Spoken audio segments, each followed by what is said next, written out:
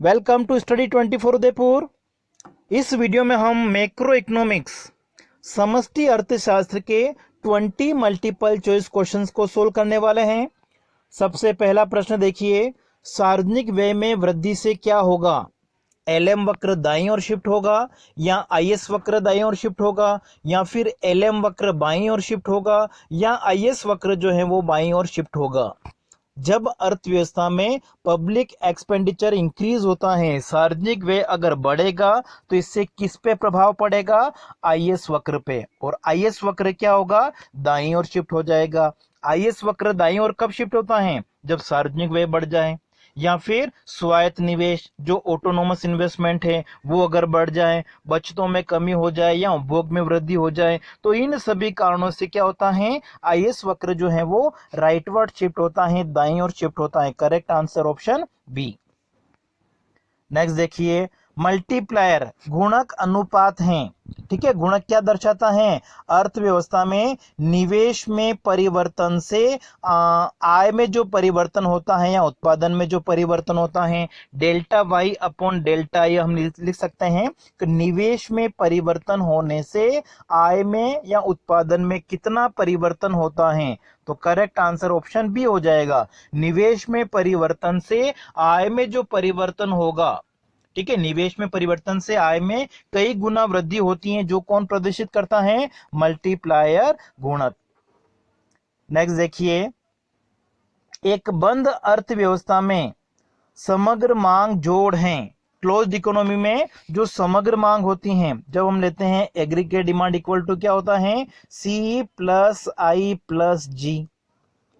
तो यहां पर अगर हम देखें तो हमारा जो करेक्ट आंसर, अच्छा जो कंजप्शन एक्सपेंडिचर हो गया, दोनों जगह लिखा हुआ ए और बी में, सी में भी लिखा हुआ है, डी में भी लिखा हुआ है। फिर उसके बाद में इन्वेस्टमेंट एक्सपेंडिचर, तो इन्वेस्टमेंट एक्सपेंडिचर जो लिया जाता है वो कौन सा लिया जाता है? प्लान। ठीक है, नियोजित निवेश व्यय, तो नियोजित निवेश व्यय कहां पे लिखा हुआ है? बी और सी में। लेकिन सी में साथ में नेट एक्सपोर्ट ले रखा है, ठीक है, बंद अर्थव्यवस्था में नहीं होता है शामिल, इसलिए करेक्ट आंसर हो जाएगा ऑप्शन बी। कंज्यूमर एक्सपेंडिचर, ठीक है, उपभोक्ता का व्यय, प्लान इन्वेस्टमेंट स्पेंडिंग नियोजित निवेश व्यय, और फिर सरकारी व्यय, ये तीनों घटक आते हैं किसके अंतर्गत? समग्र मांग के अंतर्गत बंद अर्थव्यवस्था में। नेक्स्ट देखिए, किन्स ने अपने सिद्धांत में कीमत स्तर को स्थिर माना है, क्योंकि देखिए किन्सियन थ्योरी जब हम पढ़ते हैं उसमें प्राइस लेवल जो है उसको फिक्स्ड क्यों माना गया है? क्योंकि जब उन्होंने अपना सिद्धांत दिया था 1936 में, तो उससे पहले अर्थव्यवस्था में क्या था? ग्रेट डिप्रेशन था, विश्वव्यापी मंदी थी, और विश्वव्यापी मंदी की स्थिति में इन्फ्लेशन कोई ज्यादा प्रॉब्लम वाली समस्या नहीं थी। ठीक है, ज्यादा कोई समस्या नहीं, गंभीर समस्या, तो ए ऑप्शन सही है। और फिर किन्स का जो प्राथमिक केंद्र बिंदु था, ठीक है, वो किस पे था? उत्पादन एवं रोजगार के निर्धारण के ऊपर। तो यहां पर अगर हम देखें तो करेक्ट आंसर आपका ऑप्शन ए और बी दोनों होना चाहिए, इसलिए सही आंसर हो जाएगा option D. Both A and B are correct. अगला देखिए, निवेश का त्वरक सिद्धांत अनुपात है। एक्सीलरेटर थ्योरी ऑफ इन्वेस्टमेंट क्या बताती है? एक तरह से कि अर्थव्यवस्था में उपभोग अगर बढ़ता है, ठीक है, अगर देखिए राष्ट्रीय आय जब बढ़ती है, आय बढ़ने से उपभोग बढ़ेगा, और उस उपभोग को, कंजप्शन को पूरा करने के लिए इकोनॉमी में कितना इन्वेस्टमेंट करना पड़ेगा? ठीक है, उपभोग में परिवर्तन से निवेश में कितना परिवर्तन होगा? तो यहां पर अगर हम देखें तो करेक्ट आंसर आपका हो जाएगा ऑप्शन डी, इनमें से कोई नहीं, क्योंकि निवेश का जो त्वरक सिद्धांत है वो क्या बताता है? उपभोग में परिवर्तन होने से, ठीक है, जबकि हमारे पास में जो ऑप्शन है वहां पे उपभोग में परिवर्तन कहीं पे भी लिखा हुआ नहीं है।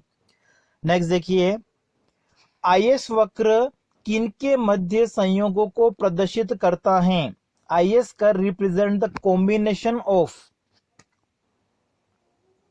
क्या दर्शाता है? आय और ब्याज की दर के विभिन्न संयोग, ठीक है, जहां पे बचत और निवेश बराबर होते हैं। ठीक है, investment is equal to saving, rate of interest और इनकम के डिफरेंट कॉम्बिनेशन को दर्शाएगा। तो करेक्ट आंसर आपका हो जाएगा ऑप्शन ए, आय और ब्याज की दर के विभिन्न संयोगों को, कॉम्बिनेशन को बताता है, जहां पे क्या होता है, बचत और निवेश बराबर होते हैं। नेक्स्ट देखते हैं, एलएम वक्र किन के संयोगों को प्रदर्शित करता है? तो एलएम वक्र क्या दर्शाता है, आय और ब्याज की दर के विभिन्न स्तर, जहां पे क्या होता है, मुद्रा की मांग और मुद्रा की पूर्ति बराबर होती है। तो करेक्ट आंसर हो जाएगा ऑप्शन बी। देखिए आईएसएलएम मॉडल में जो एलएम वक्र हैं वो मनी मार्केट के इक्विलिब्रियम को बताता है, मुद्रा बाजार के संतुलन को, और जो आईएस वक्र होता है वो वस्तु बाजार के संतुलन को दर्शाता है, जहां पे बचत और निवेश बराबर होते हैं। नेक्स्ट देखिए, प्रभावी मांग वह होती है जहां इफेक्टिव डिमांड क्या होती है, किन्स की जो थ्योरी है इफेक्टिव डिमांड की, तो इफेक्टिव डिमांड जो होती है वो किसके ऊपर डिपेंड करती है, एग्रीगेट डिमांड और एग्रीगेट सप्लाई के ऊपर। तो प्रभावी मांग का बिंदु कहां पे होगा, जहां पे समग्र मांग और समग्र पूर्ति बराबर होती है। तो करेक्ट आंसर आपका हो जाएगा ऑप्शन ए। ठीक है, प्रभावी मांग का जो निर्धारण है वो किसके आधार पर होता है, समग्र मांग और समग्र पूर्ति के आधार पर।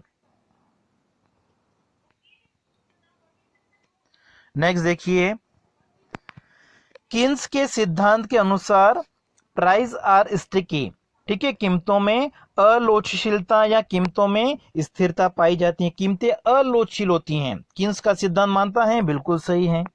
फिर दूसरा क्या है, पूर्ण रोजगार स्तर के बाद में समग्र मांग में अगर परिवर्तन होता है, समग्र मांग में अगर वृद्धि होती है तो क्या होगा, कीमतों में वृद्धि होगी, अर्थव्यवस्था में इन्फ्लेशन आ जाएगा, मुद्रास्फीति की स्थिति उत्पन्न होगी। तो यहाँ पर अगर हम देखें तो हमारा आंसर हो जाएगा कि ये जो दोनों स्टेटमेंट है, कथन है, वो सही हैं। Correct answer option C, both are correct.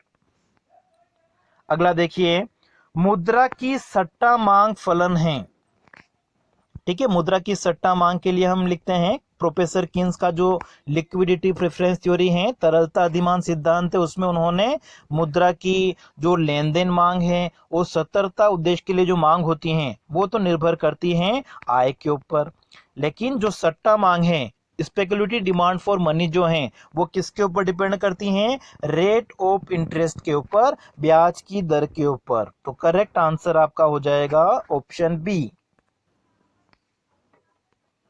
फिर नेक्स्ट देखिए, निम्न में से प्रवाह चर नहीं है, फ्लो वेरिएबल, ठीक है, फ्लो वेरिएबल क्या होता है, जिसकी गणना एक समयावधि टाइम पीरियड के बेसिस पर अगर गणना की जाए, समयावधि के आधार पर, ठीक है, समयावधि का मतलब पर मंथ हो गया जैसे, या फिर मंथ हो गया आपका, ईयरली हो गया जैसे। तो ये जो समयावधि होती है, टाइम पीरियड होती है, उसमें हम गणना करते हैं किसकी, फ्लो की।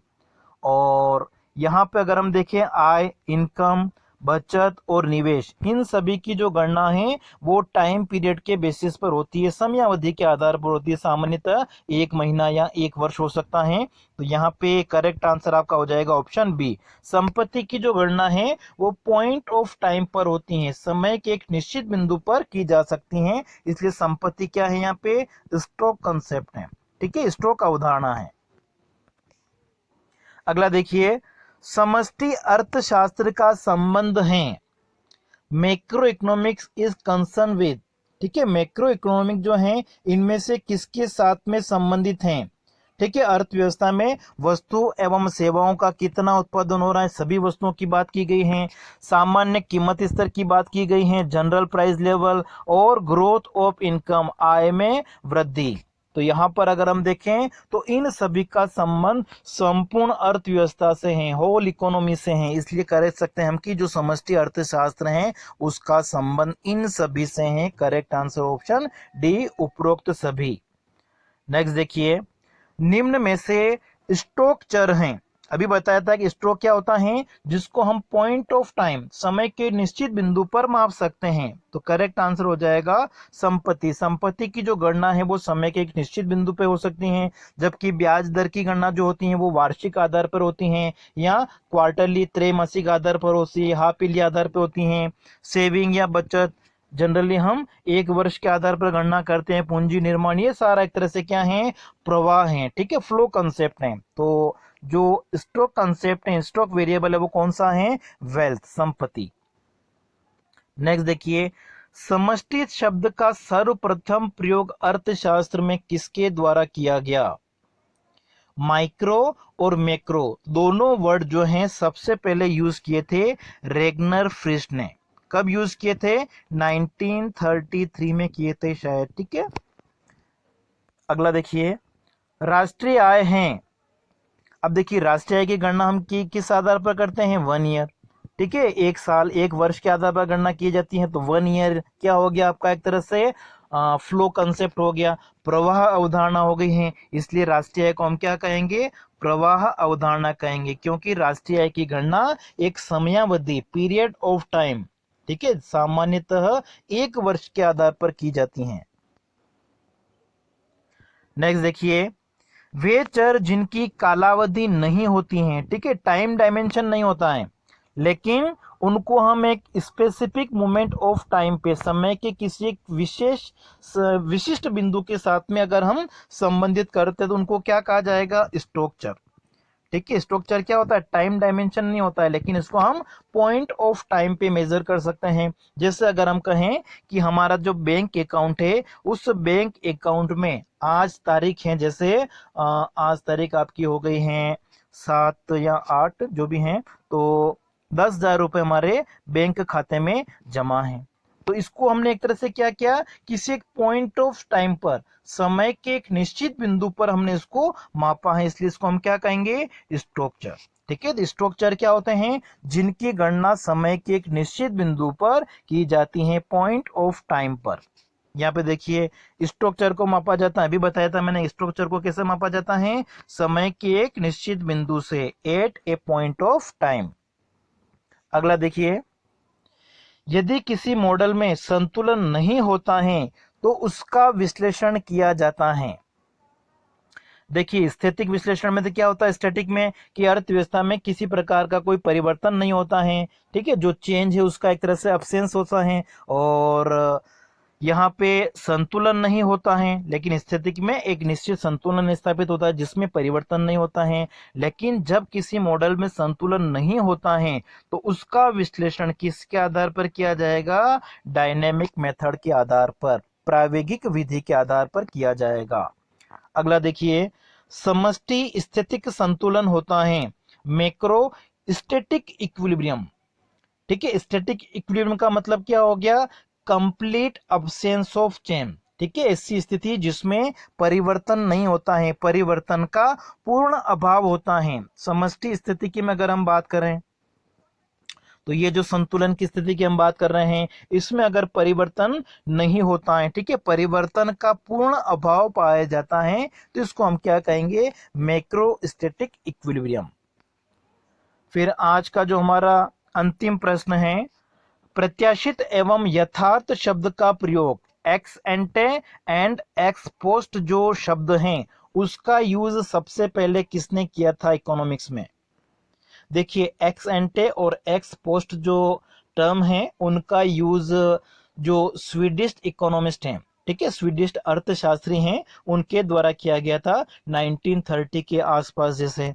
तो इनमें सबसे पहला जो नाम आ जाएगा वो आ जाएगा गुन्नार मेडल का। ठीक है, इन्होंने सबसे पहले इनका यूज किया था। इसके द्वारा क्या एक्सप्लेन किया गया था? जो एक्स एंटे एक्स पोस्ट हैं, सेविंग और इन्वेस्टमेंट। ठीक है, प्रत्याशित बचत, प्रत्याशित निवेश, निवेश, यथार्थ बचत को समझाने का प्रयास किया गया था इस कंसेप्ट से। ठीक है, तो करेक्ट आंसर आपका यहाँ पे क्या हो जाएगा? Option A.